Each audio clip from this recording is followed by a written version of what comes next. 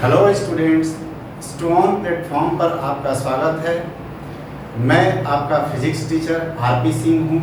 मैं पिछले 6 साल से आईआईटी जेईई और नीट के बच्चों को फिजिक्स पढ़ा रहा हूँ। मेरे पढ़ाए हुए बच्चे फिजिक्स के कठिन से कठिन चैप्टर को बखूबी आसानी से समझ पाते हैं और मेरी यह कोशिश भी रहती है कि मैं उनको सरल तरीके से समझा सकूँ। तो अब बारी आपकी है और इसलिए शुरू करते हैं हम आज की क्लास। Good evening. पिछली क्लास में हम लोग जो है स्फेरिकल मिरर में हम लोगों ने देखा था कि कैसे कॉनकेव मिरर में डिफरेंट पोजीशन के लिए डिफरेंट पोजीशन ऑफ ऑब्जेक्ट के लिए डिफरेंट पोजीशन ऑफ इमेज और उसके नेचर जो होते हैं फॉर्म होते हैं, है ना। साथ ही हमने ट्रांसवर्स मैग्निफिकेशन के बारे में पढ़ा था और वेलोसिटी ऑफ इमेज जो है, कैसे कोई इमेज जो है अगर ऑब्जेक्ट जो है अगर परपेंडिकुलर मूव कर रही है टू द स्फेरिकल मिरर तो इमेज की वेलोसिटी क्या होगी, वो चीज़ हमने बात करी थी। Now next question is point object at 15 centimetre from a concave mirror of curvature 20 centimeter is made to oscillate along the principal axis with amplitude 2 mm. Amplitude कितना है? 2 mm और ये ऑसिलेट कर रहा है। अभी तक हम लोग जो बातें करी थे, अभी क्या क्या हमने पढ़ा है उसको एक बार रिकैप करें तो हमने ट्रांसवर्स मैग्निफिकेशन हमने पढ़ा। ट्रांसवर्स मैग्निफिकेशन है ना, पोजीशन नेचर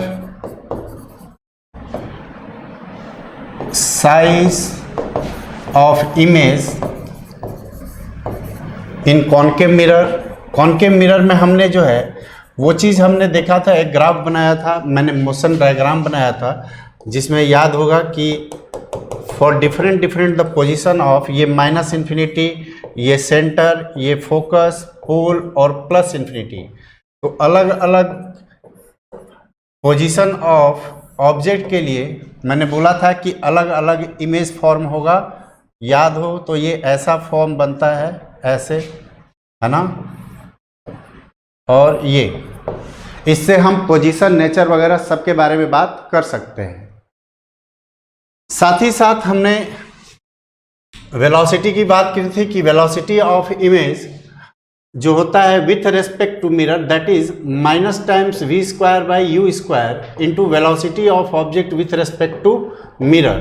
ये जो है हम अप्लाई करते हैं when object is moving perpendicular to mirror. ये सब बातें हम लोगों ने करी थी। कॉनकेव मिरर की अगर बात करें तो ज़रा उसके लिए एक बार सब लोग इसको लिख लें, फॉर टाइम बिंग याद करने में थोड़ी आसानी होती है अगर इस फिगर को देखें तो कॉनकेव मिरर की अगर बात करें तो ये कॉनकेव मिरर ले लेते हैं।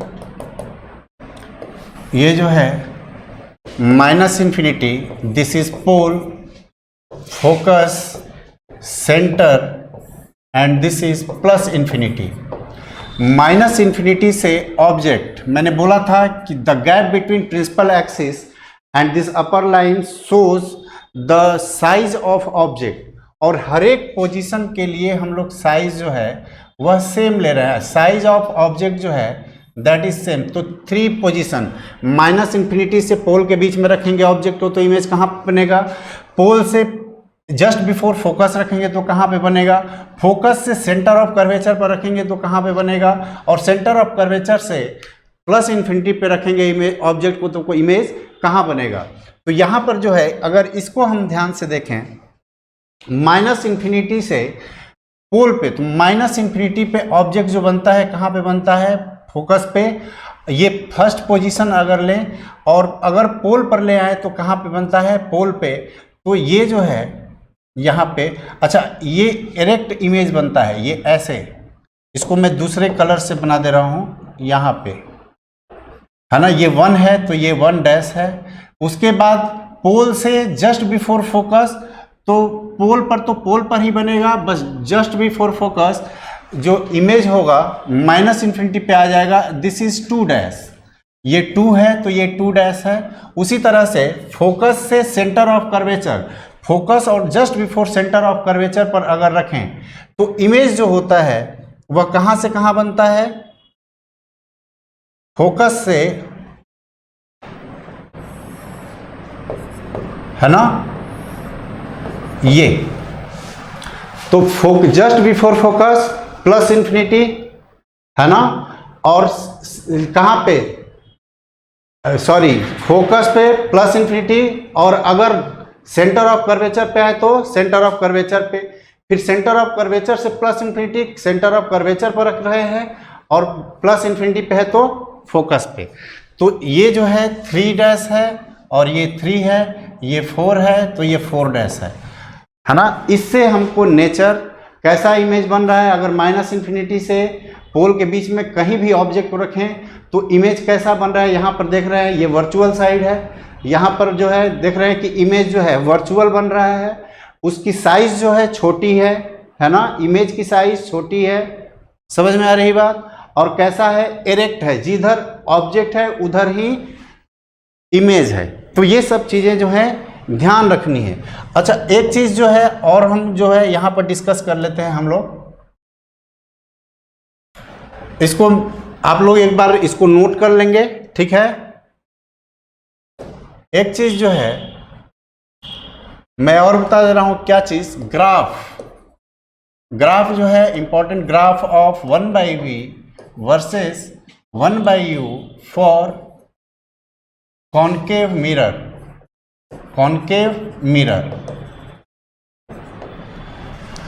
तो इसका ग्राफ अगर देखें तो मिरर फॉर्मूला जो होता है 1/v - 1/u = 1/f। यहाँ पर 1/v - 1/u जो है, यहाँ पर कॉनकेव मिरर के लिए, फॉर कॉनकेव मिरर f जो होता है वह क्या होता है, निगेटिव। ये साइन कन्वेंशन मैंने बताया था कि कॉनकेव मिरर के लिए फोकल लेंथ हम लोग निगेटिव लेते हैं। ग्राफ ड्रॉ करें अगर तो ये ग्राफ है, y एक्सिस पे 1/v ले लो, x एक्सिस पे 1/u ले लो, है ना। तो ये देखो ये सिचुएशन कैसा हो जाएगा, y माइनस ये क्या है, x है, x एक्सिस पर 1/u है तो x ले लिए, बराबर -1/f, -1/f।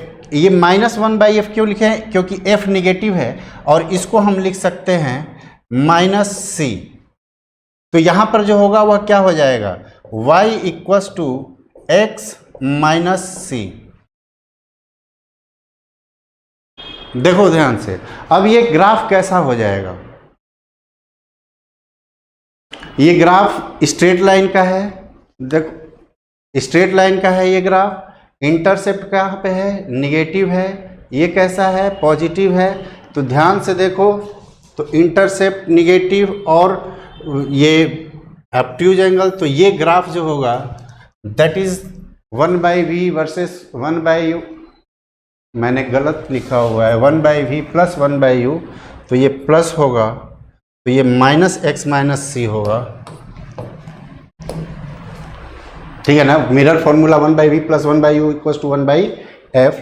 तो यहाँ पर क्या कितना हो जाएगा, -x है, तो ऐसा ग्राफ आ जाएगा ये।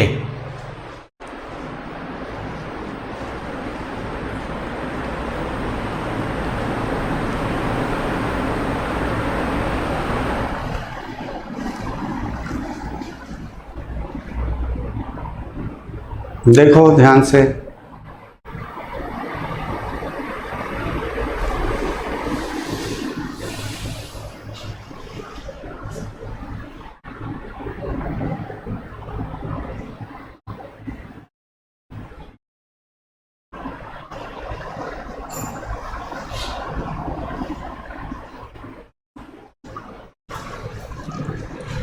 उसी तरह से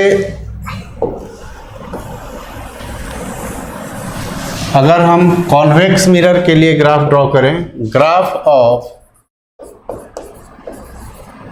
1/v versus 1/u for convex mirror, convex mirror, तो कितना होगा? यहाँ पर देखो, ये 1/v वाई एक्सिस पे, 1/u एक्स एक्सिस पे, और f जो होता है फॉर कॉन्वेक्स मिरर, f जो होता है दैट इज पॉजिटिव, तो y बराबर हम लिखेंगे -x+c, यही होगा, y बराबर -x+c। तो ये कितना हो जाएगा? ये कैसा ग्राफ हो जाएगा? इंटरसेप्ट मतलब निगेटिव है पर ये पॉजिटिव है, तो कैसा ग्राफ होगा? इंटरसेप्ट पॉजिटिव है, स्लोप निगेटिव है, तो this is the graph of 1/v versus 1/u for concave mirror, convex mirror.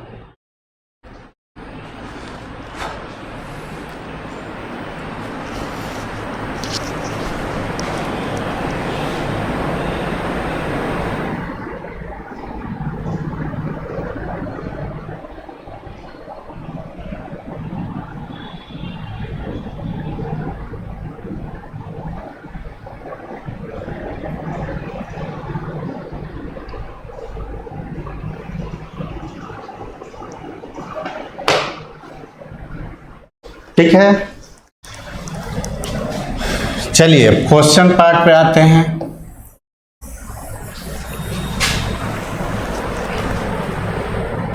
चलिए इस क्वेश्चन को करें अगर, तो एक चीज और हम यहां पे लिख लेते हैं, that is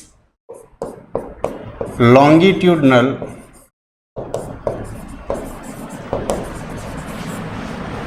magnification.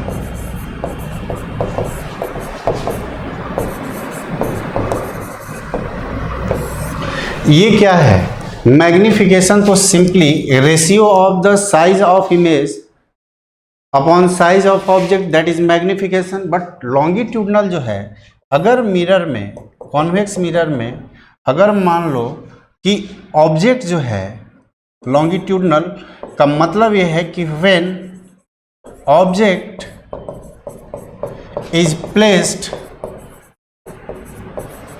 Along principal axis, मतलब ऐसे ऑब्जेक्ट को रखा हुआ है, ये है ना, ऐसे रखा हुआ है, तो अगर ऐसा ऑब्जेक्ट होगा तो उसको हम क्या बोलेंगे? Longitudinal magnification.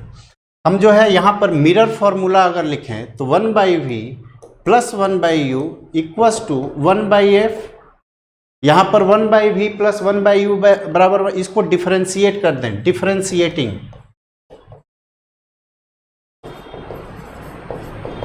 अगर इसको डिफरेंशिएट करेंगे तो ये क्या हो जाएगा? This implies that -1/v² into, यहां पर क्या हो जाएगा? dv, है ना, -1/u² इंटू du, और ये टर्म कांस्टेंट है, कितना हो जाएगा? 0। तो यहां से क्या निकल करके आया कि dv/du is actually equals to minus times v²/u²। देखो ध्यान से, dv/du, तो ये जो dv जो है, dv है क्या? एक्चुअली dv जो है यहां पे, if the size of object is dv/du equals to -v²/u², है ना।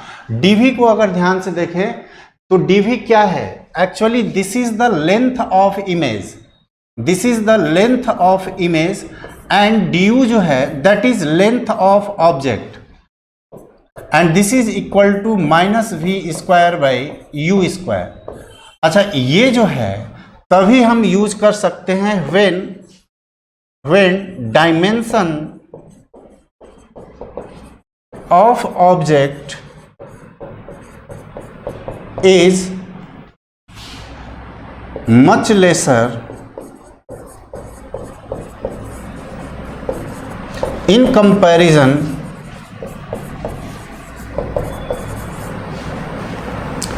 to the size of distance of object, है ना। ये जो फॉर्मूला है, मतलब ये रिलेशन हम तभी यूज कर सकते हैं जब डायमेंशन जो ऑब्जेक्ट का है that is much lesser in comparison to the distance of object. यहां पर जो हमने क्वेश्चन देखा है, a point object at 15 centimetre from a concave mirror of radius of curvature 20 centimetre. अब इस क्वेश्चन को कर लेते हैं। यहां पे बोल रहा है कि एक जो है कॉन्केव मिरर है जिसका आर जो है दैट इज 20 सेंटीमीटर, यानी कि ये सेंटर होगा और ये क्या हो जाएगा, फोकस। तो ऑब्जेक्ट कहीं बीच में रखा हुआ है 15 सेंटीमीटर पे। कहां पे रखा हुआ है, 15 सेंटीमीटर पर। A point object at 15 centimetre, तो यहां पे रखा हुआ है पॉइंट ऑब्जेक्ट, ये ऑब्जेक्ट हो गया। अब ये बोल रहा है कि देखो क्या बोल रहा है, बोल रहा है कि is made to oscillate along the principal axis. ये जो ऑब्जेक्ट है point object that is oscillating along principal axis with amplitude 2 mm। अब जरा इसको देखो, ये बोल रहा है कि ये ऑब्जेक्ट जो है यहां से इसकी दूरी जो है वह कितनी है, 15 सेंटीमीटर है। लेकिन ये जो है यहां से ऐसे एम्पलीट्यूड इस दिखा रहा है, ऐसे इसका एम्पलीट्यूड ऑसिलेट है, ऐसे ऑसिलेट कर रहा है। और जो ऑसिलेशन है वह कितना है, 2 mm, यानी कि ये डिस्टेंस जो है वह कितना है, 2 mm है। क्या ये डिस्टेंस जो है, क्या हम इसको अगर साइज ऑफ ऑब्जेक्ट, मतलब ये 2 सेंटीमीटर 2 mm अगर ऑसिलेशन कर रहा है तो what is the amplitude of image, यही तो हमसे पूछा जा रहा है। तो ये देखो, इस एम्पलीट्यूड को देखें अगर, तो हम इसको एज्यूम कर सकते हैं या कंसीडर कर सकते हैं as the size of object along principal axis, and this size of object along the principal axis is considerably lesser with the in comparison to the distance of object। Distance of object कितना है, centimetre, 15 centimetre, ये कितना है, 2 mm।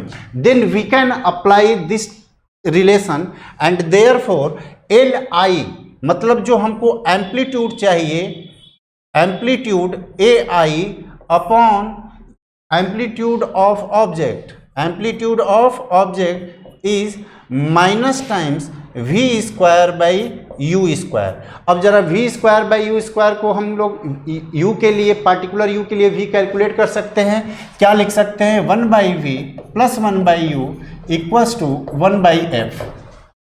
यहाँ पर U की value जो है, यानी V बराबर UF upon U minus F से अगर कैलकुलेट करें तो U बराबर कितना है, U बराबर -15 और F बराबर -10 -15 प्लस 10, यही होगा। ये -5 हो जाएगा, ये कितना हो जाएगा, बराबर नीचे आ जाएगा -5, ऊपर पॉजिटिव 150, ये कितना हो जाएगा, 30 -30 सेंटीमीटर, यानी कि V जो है 30 सेंटीमीटर के बराबर आ गया। तो यहाँ पर कैलकुलेट करें तो ये कितना आ जाएगा, माइनस टाइम्स 30 बाई 15,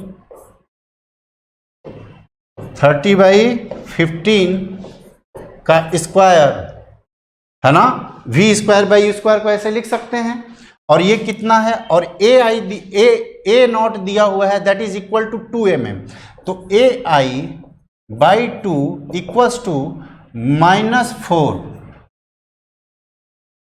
कितना है, -4। तो यहां पर AI बराबर कितना आ जाएगा, therefore this implies that AI equals to -8 mm, -8 mm। इसका माइनस का मतलब क्या है कि उसका जो ऑसिलेशन है that is opposite to the oscillation of object.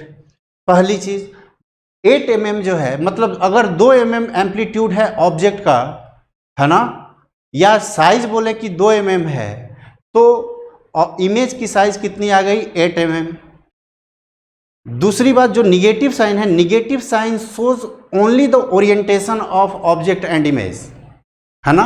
If it comes out to be negative, then orientation of object and image are opposite, and if this term comes out to be positive, then orientation of object and image is same।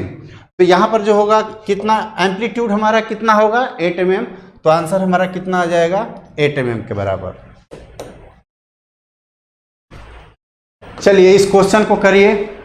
ये simply जो है combination of mirror है और कुछ नहीं है, हमको mirror formula को 2 बार अप्लाई करना है and we have to find out magnification. Total magnification के लिए टोटल मैग्निफिकेशन बराबर जो होता है that is m1 multiplied by m2, that is m1 multiplied by m2।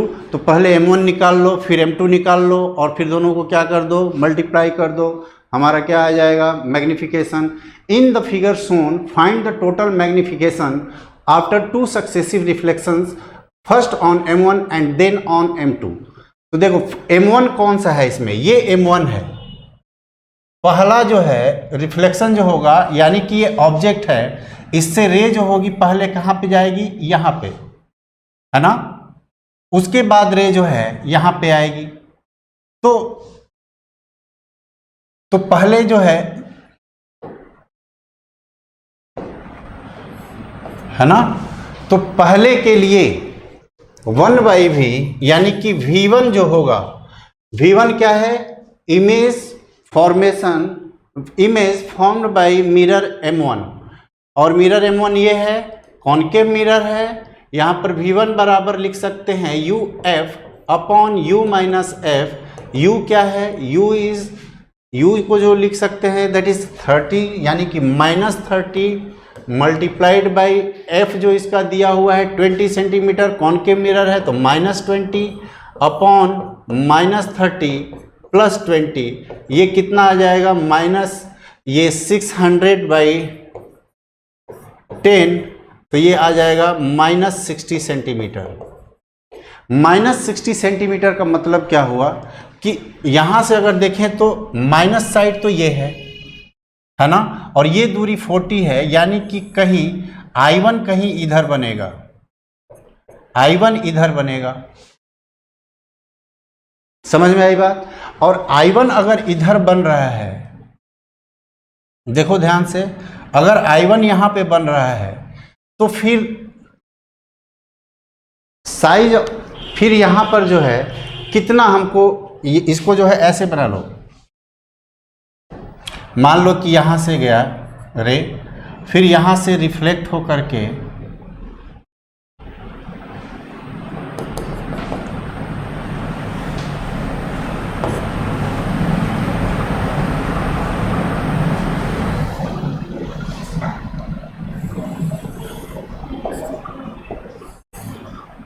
है ना, ऐसे रिफ्लेक्ट होकर के यहाँ पे आया।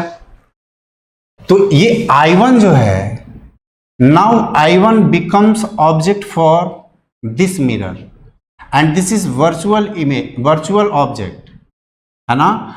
अब यहाँ पर अगर मैग्निफिकेशन की बात करें, मैग्निफिकेशन m1, तो m1 बराबर जो होगा वह कितना हो जाएगा, v/-v/u, यही होता है मैग्निफिकेशन, -v1/u। v1 कितना आया है -60 और u कितना है -30, और माइनस साइन लगा दें तो ये कितना आ जाएगा -2, यानी कि जो साइज ऑफ इमेज होगा that will B 2 times greater than the size of object, है ना। और यहाँ पर देखें तो I1 जो है that will B object for mirror m2, और यहाँ पर जो होगा ये कितना, अब यहाँ पर ये कितनी दूरी होगी, ये 20 सेंटीमीटर होगा, क्योंकि यहाँ से लेके यहाँ तक ये दूरी कितनी है 40, और ये कितना है 20। तो यहाँ पर जो है अब फिर से for m2, for mirror m2, v की वैल्यू जो होगी v2 वो कितना होगा uf upon you minus F. मैंने बोला था कि कैलकुलेशन के लिए ये मिरर फार्मूला को इस तरह से लिख लो और क्या करो, इसको कैलकुलेट करो इसी पे। तो u की वैल्यू जो होगी वह कितनी होगी, u देखो यहाँ पे ये u है। अब देखो इस मिरर पे इंसिडेंट रे की डायरेक्शन इधर है, ऑब्जेक्ट है ना ये, तो इंसिडेंट रे की डायरेक्शन इधर है, तो ये वाला साइड जो होगा दैट विल बी पॉजिटिव। अब ये वाला साइड जो होगा दैट विल बी पॉजिटिव, और पॉजिटिव कहाँ से, किसके रेफरेंस में, पोल के रेफरेंस में। यानी कि अब यहाँ पे, तो अब यहाँ पर लिख लेते हैं u की वैल्यू बताओ, ये वाला साइड पॉजिटिव है, ओरिजिन के इधर है ऑब्जेक्ट, ये भी I1, तो यहाँ पर लिख लेंगे +20 मल्टीप्लाइड बाई फोकल लेंथ इसकी जो होगी, इसकी जो फोकल लेंथ होगी वह फोकल लेंथ किधर होगी, इधर ही होगी। देखो रेडियस ऑफ कर्वेचर, सेंटर इधर होगा तो फोकस भी इधर होगा। तो यहाँ पर फोकल लेंथ कितनी है, 10 है, पॉजिटिव। कॉन्वेक्स मिरर है, जानते हैं फोकल लेंथ उसका क्या होता है, पॉजिटिव। ये 20 माइनस 10, ये कितना आ गया, ये 200 मल्टीप्लाइड बाई 10 बराबर 20। देयरफॉर M2 जो होगा वह कितना आया, M2 जो हुआ, देखो इमेज जो है कहाँ पे बन रहा है, देखो ये सेंटर पर हर एक तरह से ऑब्जेक्ट, ये कहाँ पे है, सेंटर पे है, तो इमेज भी कहाँ पे बन रहा है, सेंटर ऑफ कर्वेचर पे। तो M2 जो होगा वह कितना हो जाएगा, M2 जो होगा minus times V by u, and therefore this will be equals to -20/20, और ये कितना हो जाएगा, -1। कितना हो गया, -1। इसलिए यहाँ पर जब हम कैलकुलेट करेंगे तो कितना आएगा, ये टोटल मैग्निफिकेशन जब कैलकुलेट करेंगे तो कितना आएगा, पहले कितना आया था, M1 कितना आया था, -2 मल्टीप्लाइड बाई ये कितना होगा, -1, तो ये कितना आ जाएगा, +2। This is the total magnification. ठीक है, तो इसके साथ जो हमारे मेंस सिलेबस में हमारे पास जो कंटेंट है from the spherical mirror and plane mirror, उसको हमने एक तरह से क्या कर लिया है, रिवाइज कर लिया है। Now we can move on spherical refraction,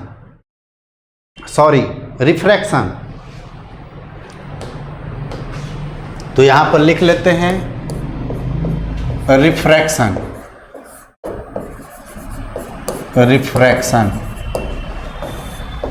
है ना, सबको पता है क्या होता है रिफ्रैक्शन, लॉज जो है सबको पता है कि अगर मान लो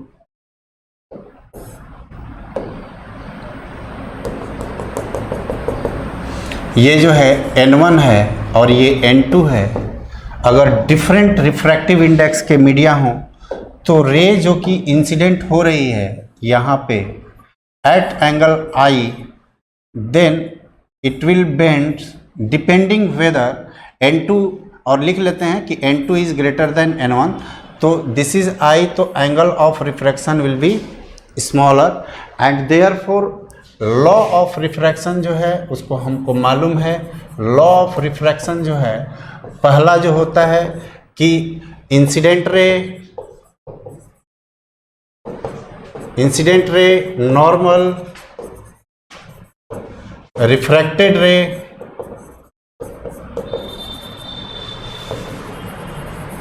लाई इन सेम प्लेन, एक ही प्लेन में होते हैं, सेम प्लेन, है ना। एंड सेकेंड थिंग जो है स्नेल्स लॉ जो होता है अप्लाई होता है। स्नेल्स लॉ क्या बोलता है कि इसका इस मीडियम का रिफ्रैक्टिव इंडेक्स लो और angle, sine of angle between normal and incident ray, या किसी जो भी रे जो है यहाँ पर जो लाइट रे है और जो नॉर्मल है, जिस मीडियम में बात कर रहे हैं, तो लाइट और नॉर्मल के बीच का जो एंगल है उसका साइन लो और N1 के साथ उसका प्रोडक्ट लो, यानी कि N इंटू साइन थीटा, इसकी वैल्यू जो होती है दैट इज कांस्टेंट। ये क्या होता है, कांस्टेंट।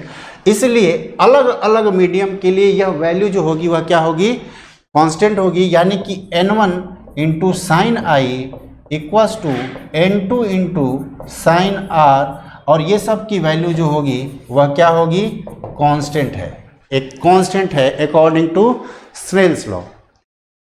स्नेल्स लॉ का वेक्टोरियल फॉर्म जो है वो हमको याद रखना चाहिए, vector form of Snell's law, vector form of Snell's law, ये जो है हमको याद होना चाहिए कि μ1 into i cross n equals to μ2 into r cross n।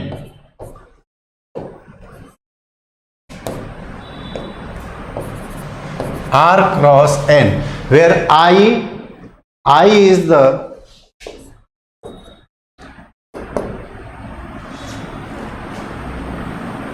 unit vector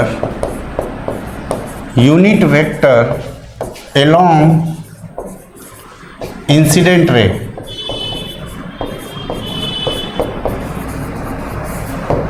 उसी तरह से n जो है यूनिट वेक्टर along normal,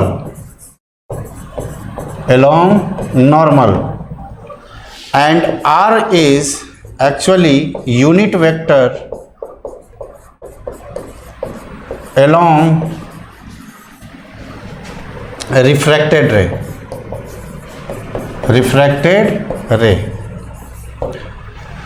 ठीक है।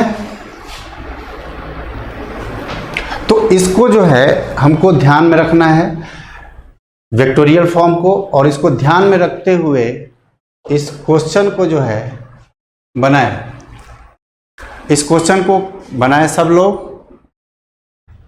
अ ray of light moving along the unit vector minus i, ये यूनिट वेक्टर तो हटा ही दो यहाँ से,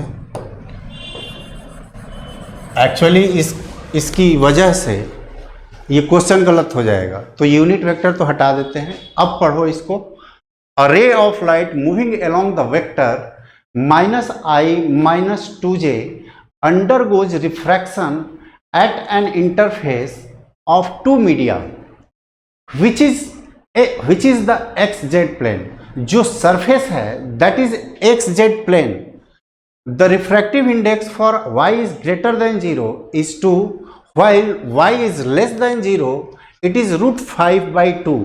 the unit vector along which the refracted ray moves is, हमको उस यूनिट वेक्टर को निकालना है जो कि रिफ्रैक्टेड रे के along हो। यानी कि अगर हम इसको पिक्चर के साथ अगर देखें तो थोड़ा सा क्लियर पिक्चर बनाने के लिए इधर देख लेते हैं, यहाँ पे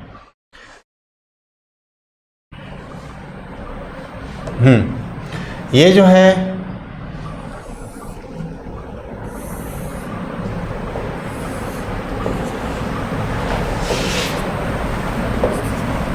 x, y एंड z बोल रहा है कि जो प्लेन सरफेस है वो ये वाला है,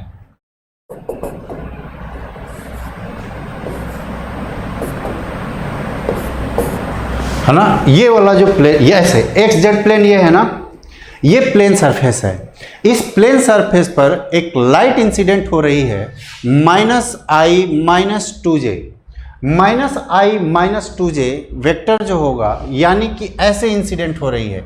ध्यान से देखो, बोल रहा है कि अगर यहां पर देखो रिफ्रैक्टिव इंडेक्स दिया हुआ है, refractive index for y is greater than 0 is 2। When y is greater than 0 then refractive index is 2। इसका मतलब क्या है? इसका मतलब ये है कि ये जो है प्लेन ऐसे है, ये वाला प्लेन जो हमने दिखाया ये कैसे प्लेन है, ऐसे एक्स जेड प्लेन तो ऐसे होगा, तो y ग्रेटर देन 0 यानी कि ये जो रीजन है y ग्रेटर देन 0 है, इसलिए यहाँ का रिफ्रैक्टिव इंडेक्स n जो है दैट इज इक्वल्स टू 2। और ये जो रीजन है नीचे वाला रीजन जो है that is y less than 0, और इसका बोल रहा है n जो है √5/2 के बराबर है। कितना है? √5/2 के बराबर है। देख लो,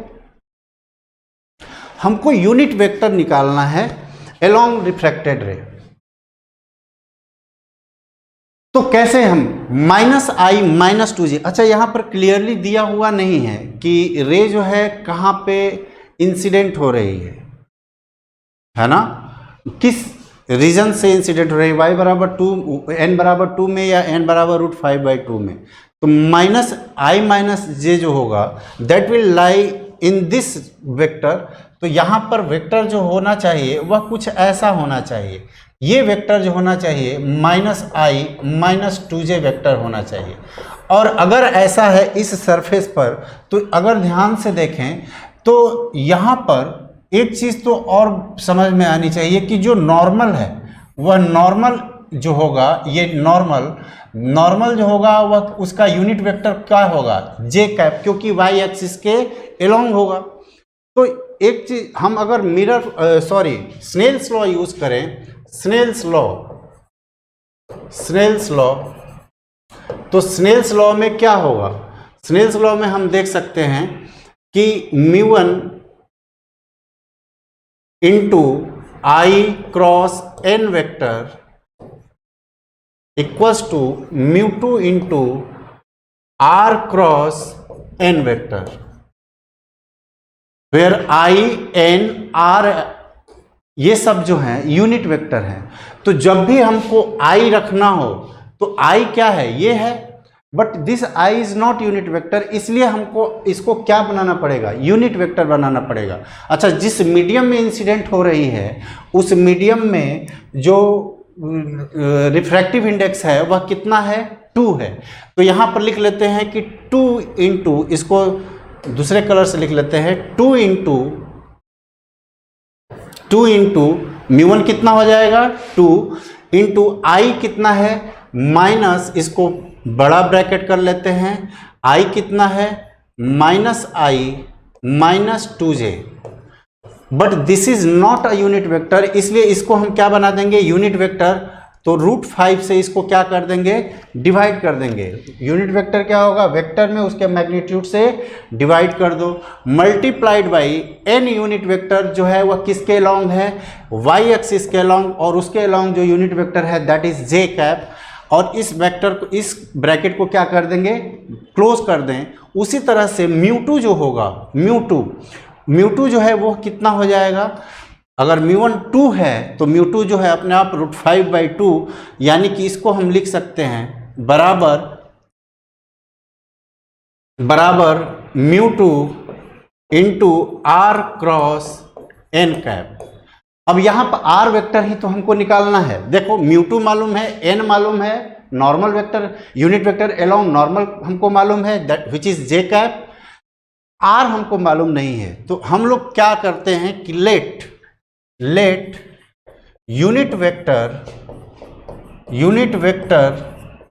अलोंग रिफ्रैक्टेड रे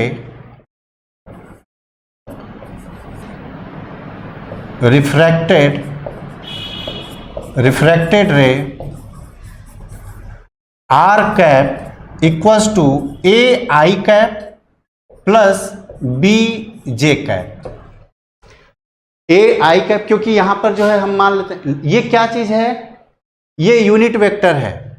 तो यूनिट वेक्टर को हम यहां पर रख लें, तो इसको अब इक्वेशन जब लिखेंगे तो क्या आएगा कि देयरफॉर 2 इंटू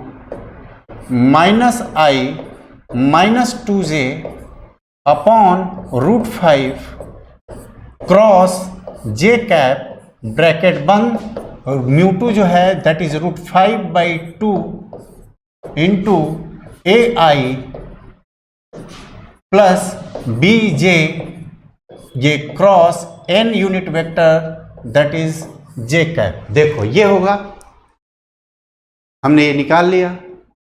अब यहाँ से जब हमने ये काम कर लिया तो फिर इसको कैलकुलेट कर लेते हैं। दिस सिंप्लाइज दैट ये 2, इस 2 को इधर ले आएँ, √5 को उधर ले जाएं तो ये 4 हो जाएगा, और इसको -i cross j is equal to k, and negative sign tells -k, j cross j is 0 and therefore this term vanishes. तो -k अपॉन √5, ये इसको ऐसे ही लिख लेते हैं, कंफ्यूज हो जाओगे कि 4 कहाँ से आ गया। इसको 2/√5 कर लो, ये 2/√5 ठीक है, माइनस के बराबर इसको लिख लेते हैं, ये कितना हो जाएगा √5/2 ब्रैकेट में इसको क्रॉस मल्टीप्लिकेशन करें तो ये कितना हो जाएगा I cross J, this implies that AK and J cross J is 0।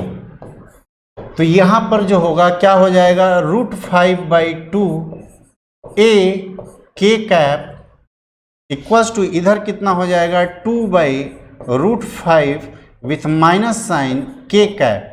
तो 4 को इधर ले आए, 2 को इधर ले आए तो ये हो जाएगा 4K कैप इक्वल्स टू ये 5AK कैप। तो A की वैल्यू क्या कंपैरिजन करेंगे, देयरफॉर A इक्वल्स टू कितना आ जाएगा 4/5। A की वैल्यू जो है मतलब जो यूनिट वेक्टर में A जो कांस्टेंट है उसकी वैल्यू कितनी आ गई 4/5। नाउ अब जो है इसके बाद क्या करेंगे, क्या B की वैल्यू चाहिए, यस। तो B की वैल्यू कैसे निकालें, तो since AI plus BJ is a unit vector, ये यूनिट वेक्टर है इसलिए इसका मैग्नीट्यूड जो होना चाहिए that should be equal to 1, therefore √A² plus B² should be equal to 1 and A² की वैल्यू जो है स्क्वायर कर देंगे तो ये कितना हो जाएगा A² plus B² equals to 1। A की वैल्यू जो होगी that is 16/25 plus B² equals to 1 and therefore B² equals to 1 minus कितना हो जाएगा -9/25, कितना हो जाएगा -9/25 and this implies that B equals to -3/25। अगर मैग्नीट्यूड की बात करें तो ये कितना हो जाएगा -3 होगा 20 नहीं माइनस नहीं सॉरी ये 9 तो B कितना हो जाएगा 3/25 होगा ना। तो जो R यूनिट वेक्टर होगा R unit vector that should be equal to 4/5 I cap plus ये इसको 3/25 की जगह पे इसको 3/5 करें plus 3/5 J cap 3/5 J cap. This will the required answer. This is the unit vector along refracted ray. ये तो अगर हमको याद है स्नेल्स लॉ वेक्टर फॉर्म हमको लिखने आता है तब तो इसको हम आसानी से इसे करें तो हमको कोई दिक्कत नहीं है। बट इन केस अगर मान लो कि हमको नहीं मालूम है ना, तो हम इसको क्या कर सकते हैं by comparison we can calculate this term. कैसे करेंगे जरा इसको समझो कि यहां पर इसको जो है पॉज करके एक बार देख लेना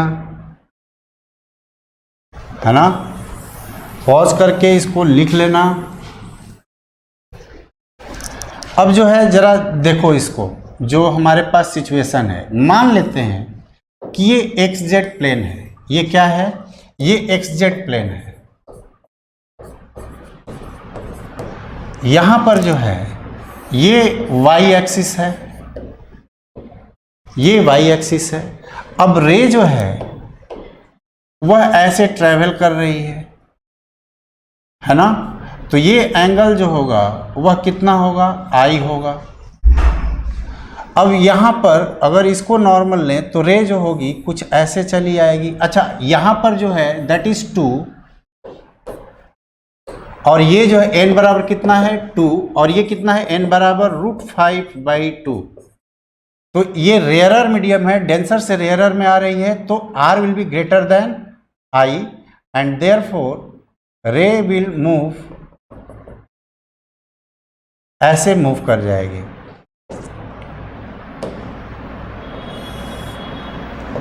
ऐसे मूव कर जाएगी और ये एंगल जो होगा दैट विल बी R।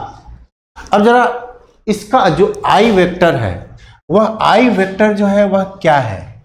अगर देखें तो आई वेक्टर जो है ये वाई एक्सिस है, तो आई वेक्टर जो है, आई वेक्टर ये कितना है, मतलब incident ray that is minus I cap minus 2j cap, यही है ना। मतलब माइनस आई तो ये होगा, तो कहीं वेक्टर जो है ऐसा होगा, देखो कहीं वेक्टर ऐसा होगा माइनस आई, और इसका मैग्नीट्यूड कितना है 1, माइनस टू जे कितना होगा, ये होगा -2, जिसका मैग्नीट्यूड कितना है 2 के बराबर। समझ में आ रही बात? और ये जो रे है वह इसका मैग्नीट्यूड जो होगा वह कुछ ऐसा होगा, और यही वेक्टर जो है इसी को हमने क्या लिखा है, -i -2j वेक्टर लिखा है ना। तो देखो एक्चुअली हो क्या रहा है कि यहां पर अगर देखें ध्यान से, तो इस रे को हम पैरेलली शिफ्ट करें तो ये जो है कितना है, n बराबर 2 है, तो देखो ये ऐसे आ रही है रे अगर, है ना, तो ये ऐसे चली जा रही है, और ये एंगल जो है दैट इज i। अब जरा बताओ y पर जो है मैग्नीट्यूड कितना है 2 है, और x पर कितना है 1 है, तो ये i बराबर जो होगा साइन i, अगर हम श्रेयस लॉ लगाएं तो कितना होगा 2 into sine I equals to √5/2 into sine r होगा। साइन आई की वैल्यू हम अगर देखें यहाँ से, तो साइन आई बराबर कितना होगा, ये वैल्यू 1 है, और ये वैल्यू जो होगी दैट इज √5, तो इसको हम लिख सकते हैं 2 multiplied by 1/√5 equals to √5/2 into sine r। √5 को इधर ले आए, 2 को इधर ले आए, तो साइन r बराबर जो होगा that will be equals to 4/5। This implies that r is equal to 53 degree. r equals to कितना हो जाएगा 53 डिग्री। अब एक बात बताओ कि r बराबर 53 डिग्री जो होगा, यानी कि ये जो एंगल यहाँ पर ये जो आ रहा है, ये रिफ्लेक्टेड रे ये है, ये एंगल r है, तो ये कंपोनेंट जो होना चाहिए ये y वाला, और ये जो कंपोनेंट होना चाहिए x वाला। तो साइन r बराबर यहाँ पर लिख लेते हैं, साइन r की वैल्यू कितनी होनी चाहिए, x upon y and that should be equals to 4/5। ये रेशियो x/y का जिसका होगा वही हमारा आंसर होगा। अब देखो इसमें आंसर जो है अगर हम चूज करें तो कौन सा आंसर होगा जो कि हमको 4/5 मतलब 50 डिग्री दे सके, कौन सा होगा?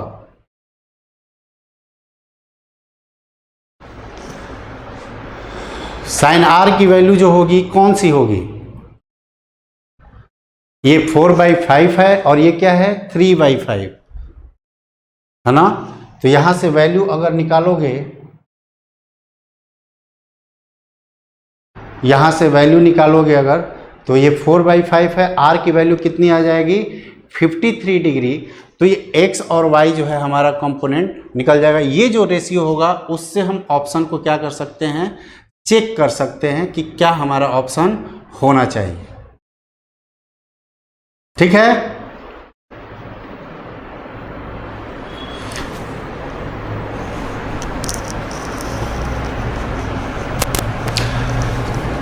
नाउ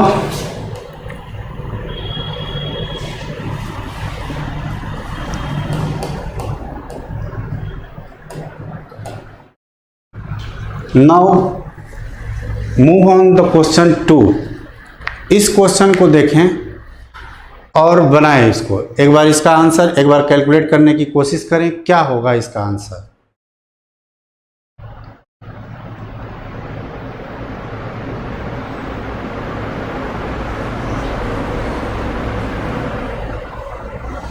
क्या होगा answer? Converging beam of light rays incident on a glass air interface as shown in the figure, find where these rays will meet after refraction. मैं एक बार, टाइम कम है, मैं एक बार इसके लिए जो है apparent depth और real depth का जो कॉन्सेप्ट है वो हमको जानना चाहिए। तो apparent depth and real depth, तो apparent depth क्या होता है? यहाँ पर जैसे मान लो कि एक ट्रांसपेरेंट सरफेस है, बाउंड्री है, और यहाँ पर जो है मान लो कि मीडियम N1 है और ये N2 है। ये जो है ऑब्जर्वर जो है, यहाँ पे ऑब्जर्वर है, ये ऑब्जर्वर जो है ठीक इसके नीचे एक ऑब्जेक्ट रखा हुआ है यहाँ पर। तो ऑब्जेक्ट से क्या होगी? रे एमिट होगी, ऐसे है ना, और रे एमिट होकर के मान लो कि N2 जो है that is greater than N1, तो ये रे क्या होगी? ये रे यहाँ पे ये नॉर्मल डाल दें तो रे का पाथ ये होगा, बट रे थोड़ा सा बेंड होगी और ऑब्जर्वर की आंख में ऐसे चली जाएगी। बट यहाँ पर जो है यह रे जो ऑब्जर्वर की आंख में गई वह कहाँ से आती हुई लग रही है? कहीं यहाँ से, यानी कि जो यह ऑब्जेक्ट है ऑब्जर्वर को यहाँ पर न दिख करके कहाँ से आती हुई, जो रे उसकी आंख में गई तभी तो वो ऑब्जेक्ट को देखेगा। यह रे कहाँ से आती हुई लग रही है? यहाँ से। This is the image, this is the image. थोड़ा मैं और क्लियर इमेज बना देता हूँ।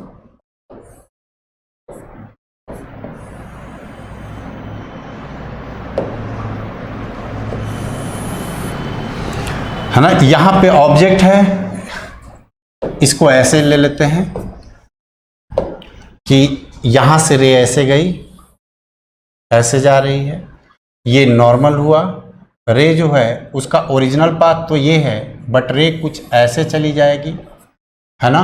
और लेकिन यहाँ पर कंडीशन ये है कि object is observing the object normally, वह या बोल सकते हैं कि ऑब्जेक्ट जो है that is lying normal to the eye of observer, है ना। तो ठीक एकदम जस्ट नीचे रहेगा यहाँ पर। तो इस तरह के केस के लिए अब देखो, मान लो कि यहाँ पर ऑब्जर्वर का आंख जो है इतना बड़ा है, तो अगर यह रे जो है आई में जा रही है तो ये कहाँ से आते हुए लग रही है? ये यहाँ से कहीं आते हुए लग रही है। ये जो होगा ये हमारा क्या हो जाएगा? इमेज। ये इमेज हो जाएगा कब? जब N2 is less than N1। ये रेयरर मीडियम जो होगी तो ये इमेज बनेगा। देखो ये ऑब्जर्वर की रे में जाएगी आँख, कहाँ से गई थी? ऑब्जेक्ट से, बट उस ऑब्जर्वर को कहाँ से आते हुए लग रही है? यहाँ से। तो ये ऑब्जेक्ट जो होगा यहाँ पर दिखाई देगा। तो ये जो डिस्टेंस होता है, ये वाला distance from the surface, the distance measured from the surface और boundary, the distance of image measured from the surface or boundary is known as apparent depth। इसको हम क्या बोलते हैं? apparent depth। and distance of object from the surface, this distance is known as real depth। real depth। then what is the apparent depth? apparent depth is actually distance of image measured from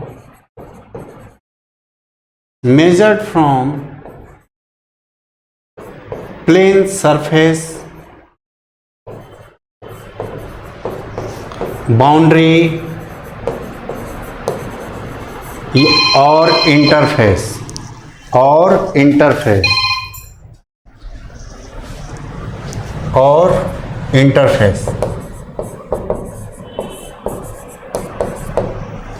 ठीक है। तो ये कितना हो जाएगा?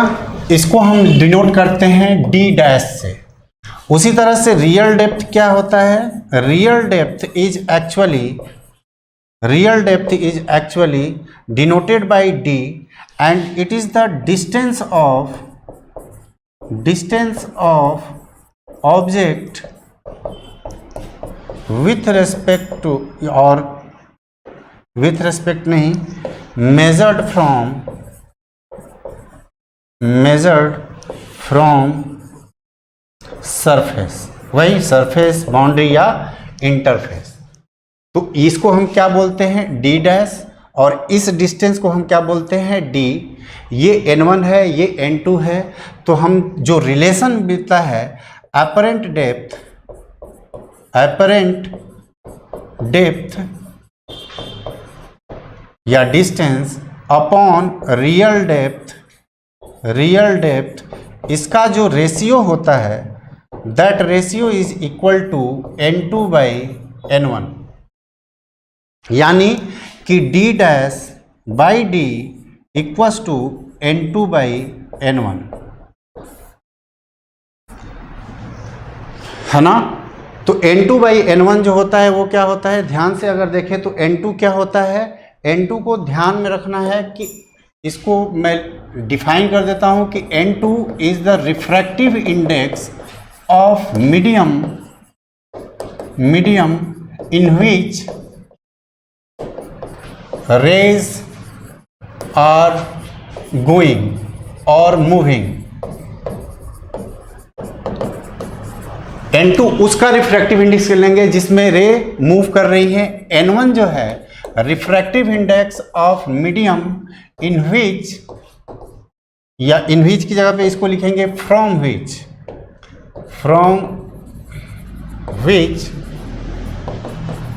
Raise are coming, है ना।